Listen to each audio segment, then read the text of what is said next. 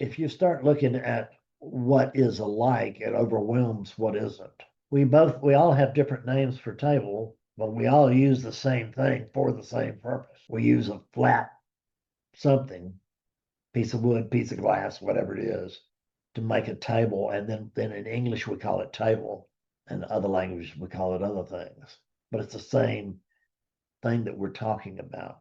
You can think of the biblical fable of Babel, and they were building a tower to the sky. When they got they got I don't know, a few floors, and God freaked out.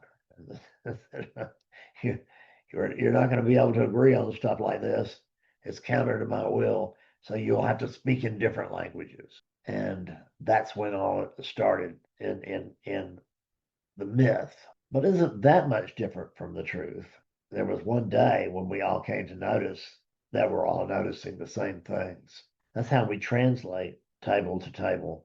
Although in Chinese, it could be their word for it could mean flat thing that holds other things. I mean, translation is imperfect, but it's good enough. But the commonalities is what we want to look at here. We're all using something that we call different things, but in English, it's called table. Even in American English, it's called table. Yes, Selena, come in, love. It's what you're saying is language is a tool, right? It's Yeah, just an instrument that we use so that we don't have to make long sentences if we want to say, for example, a cup, something holding coffee or water or made of wood, made of ceramic, whatever. But it's just one thing at the same time. it's just one thing. It's one Um, thing.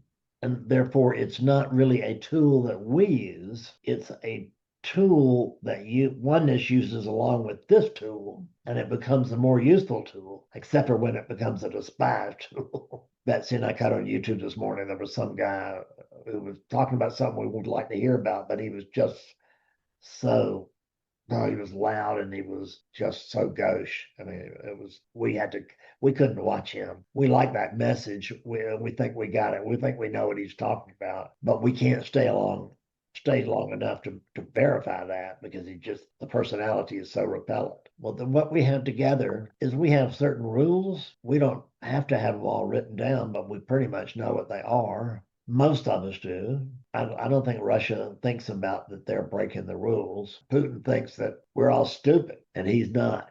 That's what he thinks. So he can bowl us all over with his logic and language. And that's not true.